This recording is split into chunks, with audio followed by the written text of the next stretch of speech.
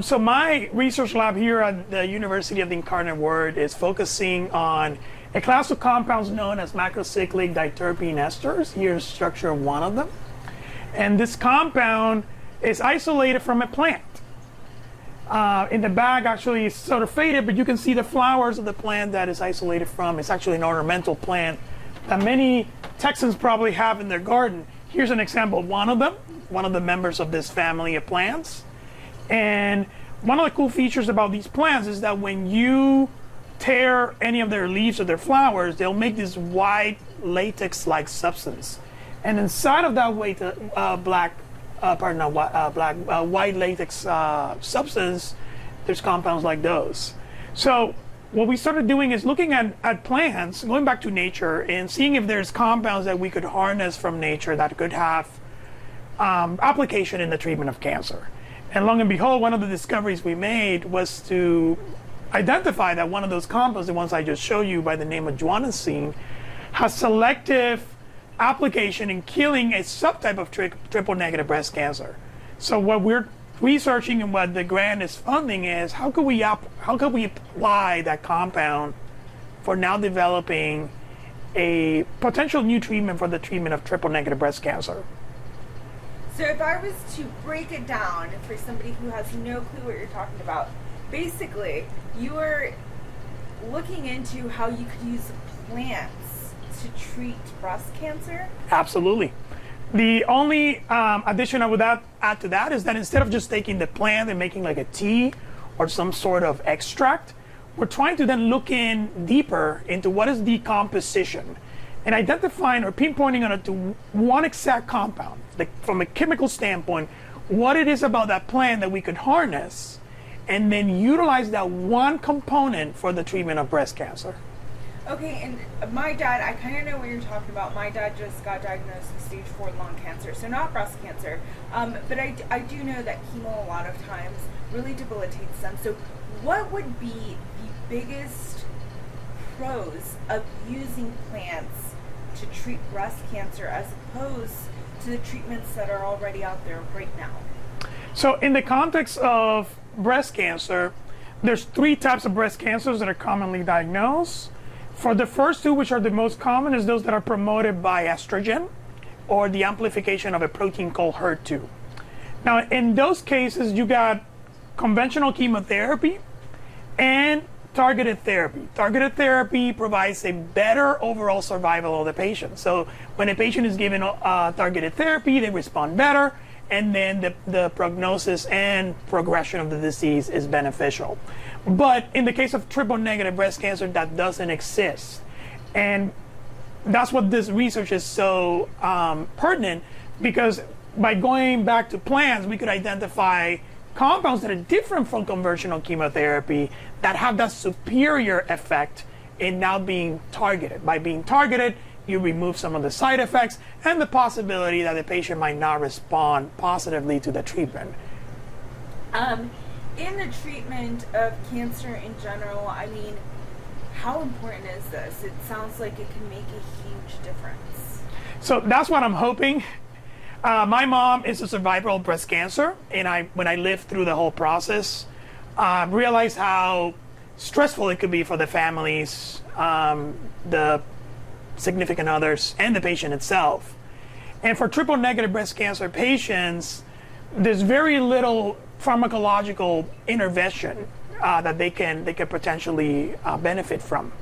So by applying the usage of plants to now discover new compounds could provide new hope to those patients, where we can now bring a new compound into clinical use potentially, and then benefit that subset of patients that right now only benefits from conventional chemotherapy.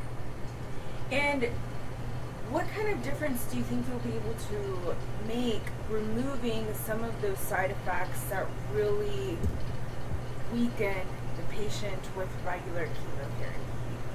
Well, what we're hoping is that not only by bringing targeted therapy now to this subset of patients, that they will benefit tremendously from the overall benefits of having such a therapy, but that the side effects associated with chemotherapy, like hair loss, constant vomiting, just unrelated pain will be removed, and in such a way the treatment will be more targeted, as the name implies, and provide a better well-being in the overall response to that treatment from the patient's standpoint, as well as hopefully ensuring that the process being more targeted will improve the response to the treatment.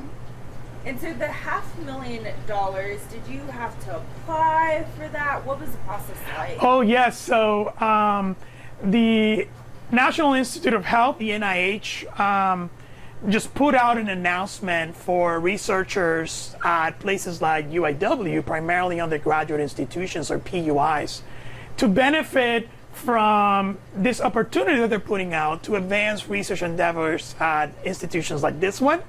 But there is a uniqueness to this type of mechanism. Also to bring undergraduate students to get involved in research endeavors.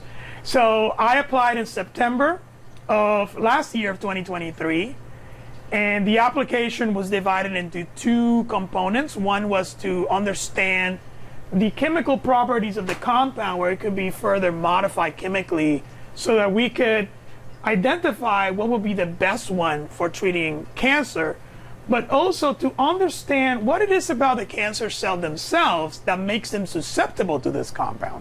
So those are the two components of the application. But the most important aspect of this is to bring our talented students into the mix and get them involved with hands-on research endeavors where they can be part of these discoveries and author and push forward these amazing things we're doing here. Okay, and so your students are also involved in Yes. research. My group is currently consistent of 6 students, all the way from freshman to senior level, and they're involved in different aspects of the projects. Some of them are looking at the underlying susceptibilities of the cancer cells that will explain why this compound works so well on that subset of breast cancer.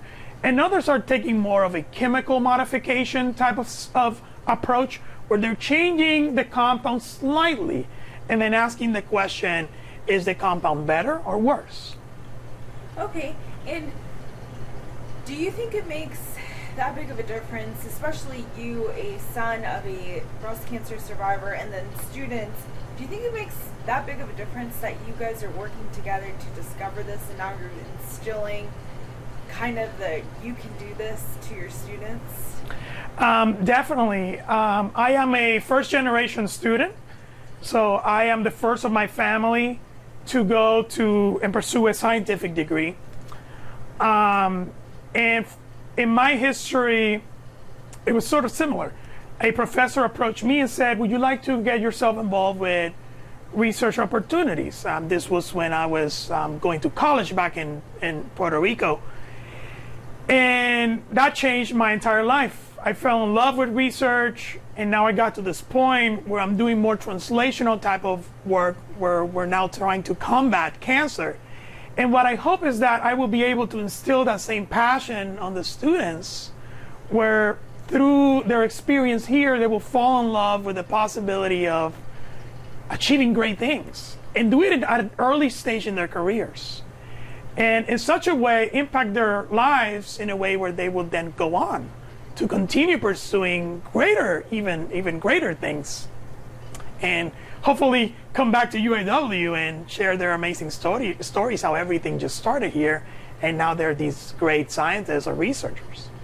Okay, and so your findings as part of this grant, whatever your findings are, what will happen to them then? The findings? Yes. Well, so what we're hoping to accomplish is that we're working on this particular compound that is isolated from a plant, but that we could then develop a new class of compounds that will be amenable for then clinical trials. In one of those settings that we've been studying, we have been testing a compound that is similar to the one that I just showed you, but it has already been approved for the treatment of skin cancer. What we're hoping is that since that derivative has already undergone FDA approval, that we could repurpose it to then use it now in the context of breast cancer. Now, instead of going through the whole FDA approval, which will take a lengthy amount of time, we can skip all that by repurposing a compound that has been approved for one type of cancer, but shares the same chemical structure, the same geometry, and then in that way streamline making these class of compounds available for the patients who will need them. Okay, perfect. Is there something I have not asked you or touched on that you think people need to know when they hear that you got this grant and you're working on finding something that can be used to cure breast cancer? The one thing that I will say is to encourage everyone to not underestimate their potential. I am a first-generation Hispanic from Puerto Rico, came to the US, and then started working on this research, and hopefully I inspire you with my story that it can be done. So for the young Latinos listening, it can be done. Just stay true and just keep moving forward. Echarle ganas.